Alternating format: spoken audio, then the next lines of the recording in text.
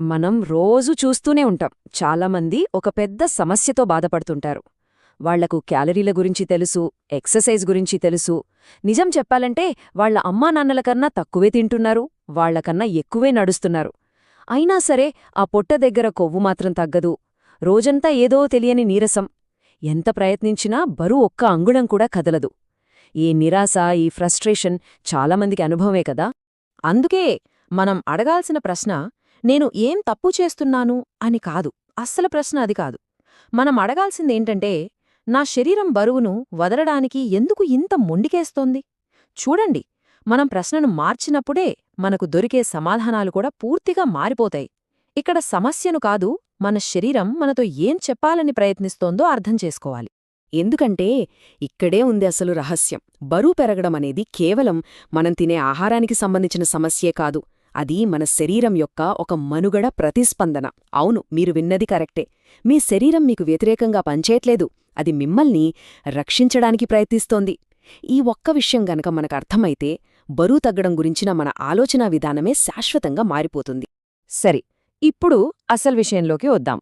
మన శరీరం శక్తిని ఎలా వాడుకుంటుంది అంటే ఎప్పుడు కొవ్వును నిల్వ ఉంచుకోవాలి, ఎప్పుడు విడుదల చెయ్యాలి అనే దానికి ఒకే ఒక్క ప్రాథమిక సూత్రం ఉంది. ఆ సూత్రం పేరు భద్రత.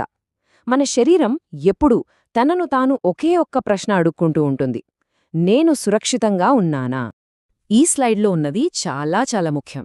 మన మానవ శరీరానికి ఒకే ఒక సింపుల్ రూల్ ఉంటుంది. శరీరం ప్రమాదంలో ఉన్నట్టు అంటే అభద్రతగా ఫీల్ అయినప్పుడు అది వెంటనే శక్తిని కొవ్వు రూపంలో దాచిపెట్టడం మొదలుపెడుతుంది. ఎందుకంటే దానికి భయం, భవిష్యత్తులో శక్తి అవసరం అవుతుందేమోని ఒక భయం. అదే శరీరం సురక్షితంగా భద్రంగా ఫీలైనప్పుడు అది చాలా ధైర్యంగా నిల్వ ఉంచుకున్న శక్తిని అంటే కొవ్వును విడుదల చేసేస్తుంది. ఎందుకంటే దానికి తెలుసు ఇప్పుడు ఏ ప్రమాదం లేదు అని. కాబట్టి మనమొక విషయం బలంగా గుర్తుంచుకోవాలి: కొవ్వు మన శత్రువు కాదు.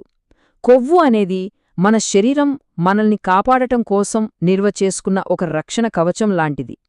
సో మనం కొవ్వుతో పోరాడటం ఆపేసి మన శరీరానికి నువ్వు సేఫ్గా ఉన్నావ్ అనే భద్రతా సంకేతాన్ని ఎలా పంపించాలో నేర్చుకోవాలి.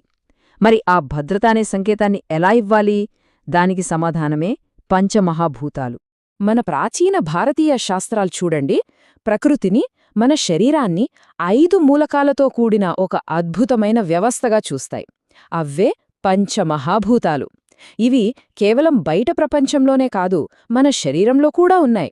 ఈ 5 మూలకాల భాషను మనం అర్థం చేసుకుని వాటికి సరైన భద్రతా సంకేతాలను పంపించగలిగితే చాలు, బరువు తగ్గడమనేది ఒక పోరాటంలా కాకుండా ఒక సహజమైన ప్రక్రియగా మారిపోతుంది. ఈ టేబుల్ మన శరీరానికి ఒక బ్లూ ప్రింట్ లాంటిదన్నమాట. ఒక్కో మూలకం మన ఆరోగ్యాన్ని ఎలా కంట్రోల్ చేస్తుందో చూడండి. మొదటగా పృథ్వీ అంటే భూమి. ఇది మన శరీర నిర్మాణం, కండరాలు, కొవ్వును చూసుకుంటోంది. ఇది ఎక్కువైతే బద్ధకం, కొవ్వు పేరుకుపోవడం జరుగుతోంది. తర్వాత జలం అంటే నీరు. ఇది మన బాడీలోని ఫ్లూయిడ్స్ని, రక్త ప్రసరణను చూస్తుంది. ఇది సరిగా లేనప్పుడు శరీరం ఉబ్బరంగా అనిపించడం, బరువు అస్సలు తగ్గకపోవడం జరుగుతోంది. ఇక మూడోది అగ్ని. ఇది మన జీర్ణశక్తి, హార్మోన్లను అదుపులో ఉంచుతోంది. దీని గురించి మనం కొంచెం డీటెయిల్డ్గా మాట్లాడదాం. తర్వాత వాయువు. మన నర్వస్ సిస్టమ్ను, ఒత్తిడిని కంట్రోల్ చేస్తుంది. ఇది దెబ్బతింటే టెన్షన్, ఆందోళన పెరుగుతాయి. చివరిగా ఆకాశం. ఇది మనకు కావాల్సిన నిద్ర, విశ్రాంతినిస్తుంది. ఇందులో లోపం వస్తే అలసట, ఆకలి పెరగడం వంటివి జరుగుతాయి. చూసారా? వీటిలో ఏ ఒక్కటీ దెబ్బతిన్నా మన శరీరం వెంటనే ప్రమాదం అనే సిగ్నల్ పంపించి కొవ్వును నిల్వ చేయడం మొదలుపెడుతుంది. సరే, ఇప్పుడు వీటిలో కొన్నింటి గురించి వివరంగా చూద్దాం. ముందుగా పృథ్వీ అంటే భూమి మూలకం గురించి మాట్లాడుకుందాం. ఇది మన శరీరానికి స్థిరత్వాన్ని, బలాన్ని ఇస్తుంది. కాని ఇదే మూలకం ఎక్కువగా పేరుకుపోతే ఏమవుతుంది? అది బరువుగా, కదలలేని విధంగా మారుతుంది.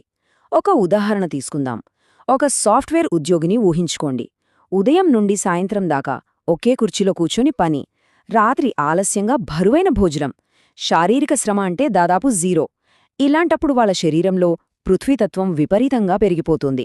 ఆ పేరుకుపోయిన ఎనర్జీ బయటకు వెళ్లే దారి లేక కొవ్వుగా మారిపోతుంది. శరీరం బరువుగా నీరసంగా అనిపిస్తుంది. దీనికి పరిష్కారం కడుపు మార్చుకోవడం కాదు, ఆ పేరుకుపోయిన భూమిని కదిలించడం. అంటే రోజు కనీసం ఒక అరగంటైనా నెమ్మదిగా నడవడం, రాత్రిపూట చాలా తేలికపాటి భోజనం చేయడం చాలా ముఖ్యం. ఇక రెండోది, ఇది చాలా చాలా ముఖ్యమైనది, అగ్ని. ఇది మన జీర్ణశక్తి, మన మెటబాలిజంను కంట్రోల్ చేస్తుంది. బరువు తగ్గడంలో ఇదే కింగ్ అనమాట. ఇక్కడ 2 రకాల సమస్యలొస్తాయి. ఒకటి మందాగ్ని, అంటే బలహీనమైన జీర్ణశక్తి. టైంకి తినకపోవడం, సరిగ్గా నమలకుండా గబగబా తినేయడం, భోజనంతో పాటు చల్లటి నీళ్లు తాగడం. దీనివల్ల జీర్ణశక్తి తగ్గి మనం తిన్నది సరిగ్గా అరగక కొవ్వుగా మారుతుంది. రెండోది ఒత్తిడి వల్ల వచ్చే అగ్ని. నిరంతరం పని ఒత్తిడి, టార్గెట్లు, కుటుంబ బాధ్యతలు, దీనివల్ల కలిగే ఆందోళన ఉంది చూసారా, ఇదొక రకమైన అగ్ని.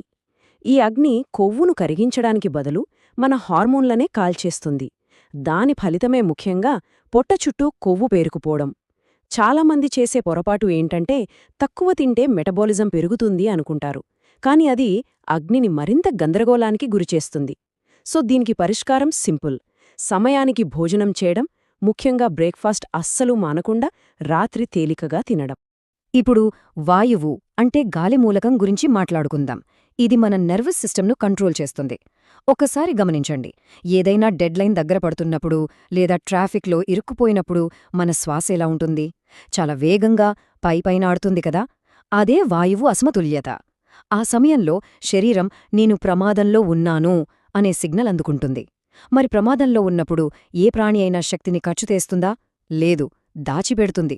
అందుకే దీర్ఘకాలిక ఒత్తిడి బరువు తగ్గకుండా ఒక పెద్ద అడ్డంకిలా మారుతుంది.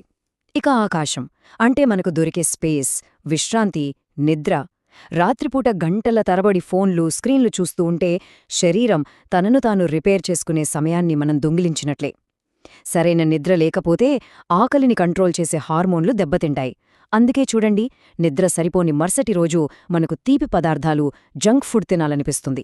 అది ఆకలి కాదు, శక్తి కోసం మన శరీరం చేసే ఒక ఆర్తనాదం. దీనికి పరిష్కారం నెమ్మదిగా, దీర్ఘంగా ముక్కుతో శ్వాస తీసుకోవడం, రాత్రిపూట డిజిటల్ డివైజ్లకు దూరంగా ఉండి సమయానికి పడుకోవడం. ఎప్పటిదాకా మనం ఈ మూలకాల గురించి తెలుసుకున్నాం. ఇప్పుడు చాలామందికి ఒక డౌట్ రావచ్చు. సరే, ఇదంతా బానే ఉంది, మరి నేను ప్రయత్నించే కఠినమైన డైట్లు ఎందుకు ఫెయిల్ అవుతున్నాయి? దానికి కారణం కూడా ఈ జీవశాస్త్రపరమైన భద్రతా సంకేతాలలోనే ఉంది. మనం ఒకటి చాలా స్పష్టంగా అర్థం చేసుకోవాలి: ఏ డైట్ ప్లాన్ కూడా మన శరీరం యొక్క బయాలజీని ఓవర్ రైడ్ చెయ్యలేదు. చాలా కఠినమైన డైట్లు ఎందుకు ఫెయిల్ అవుతాయంటే అవి మన శరీరంలో ప్రమాద ఘంటికలను మోగిస్తాయి. మనం ఆహారాన్ని బలవంతంగా తగ్గించినప్పుడు శరీరం దాన్యొక కరువులాగా భావిస్తుంది. అంతే, ఉన్న కొవ్వును ఇంకా గట్టిగా పట్టుకుంటుంది. ఈ ప్రాసెస్ ఎలా జరుగుతుందో స్టెప్ బై స్టెప్ చూడండి. మొదట ఒక కఠినమైన డైట్ మనసులో ఒత్తిడిని క్రియేట్ చేస్తుంది. ఇది వాయువును అసమతుల్యం చేస్తుంది. ఈ ఒత్తిడి వల్ల మన జీర్ణశక్తి అంటే అగ్ని బలహీనపడుతుంది. ఒత్తిడి, బలహీన జీర్ణక్రియ, ఈ రెండిటి వల్ల నిద్ర అంటే ఆకాశం సరిగ్గా పట్టదు. ఎప్పుడైతే ఈ 3 మూలకాలు దెబ్బతిన్నాయో శరీరం పూర్తి పానిక్ మోడ్లోకి వెళ్ళిపోతుంది. తనను తాను కాపాడుకోవడానికి ఉన్న కొవ్వును ఇంకా గట్టిగా పట్టుకుంటుంది. మనం బరువు తగ్గాలని మొదలుపెడితే ఫలితం దానికి పూర్తిగా వ్యతిరేకంగా వస్తుంది.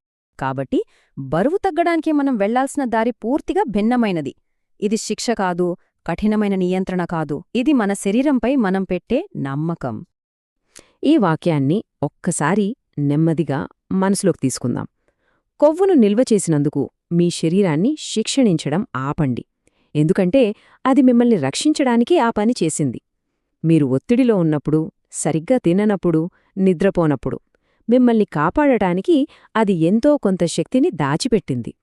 మనం శరీరానికి శత్రువుగా కాకుండా ఒక మిత్రుడిగా మారాలి, దానికి సహకరించాలి. అప్పుడు చూడండి, అది తనంతట తానుగా బరువును వదిలేస్తుంది. ఒక్కసారి ఆలోచించండి, బరువు తగ్గడానికి మన లక్ష్యం కఠినమైన క్రమశిక్షణ కాదు, మన శరీరంపై మనం నిర్మించుకునే నమ్మకం అయితే ఎలా ఉంటుంది? మనం దానికి సరైన ఆహారం, సరైన విశ్రాంతి, ప్రశాంతమైన మనసు ఇచ్చినప్పుడు అది మనల్ని నమ్మి తన దగ్గర దాచుకున్న అదనపు బరువును వదిలేస్తుంది. ఈ విశ్లేషణ మీకు బరువు తగ్గడంపై ఒక కొత్త దృక్పథాన్ని ఇచ్చిందని ఆశిస్తున్నాను.